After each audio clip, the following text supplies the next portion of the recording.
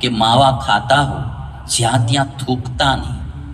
આજે એટલી બધી થૂકવાની સિસ્ટમ, દાદરો બગાડી નાખે, લિફ્ટો બગાડી નાખે, ખૂણો તો એકોય હારો રહેવા દે જ નહીં.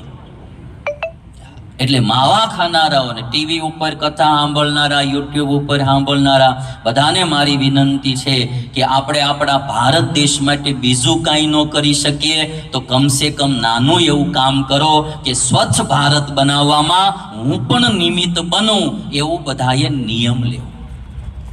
બનશે એટલું હું મારા દેશને સ્વચ્છ રાખીશ અને હું જ્યાં ત્યાં કચરો નહીં નાખું. હું સાઉથ ઇન્ડિયામાં ભણતો ને, કર્ણાટક સ્ટેટમાં, ત્યાં એવો એક રિવાજ હતો કે સોસાયટી હોય ને, સોસાયટીના શેરીમાં બધા જ બહેનો રોજે એના ઘર આગળનો વિભાગ વાળે અને ત્યાં રંગોળી પૂરે.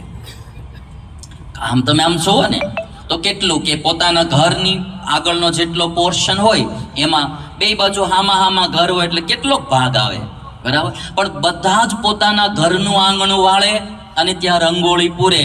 આખી સોસાયટી સ્વચ્છ અને રંગબેરંગી લાગે.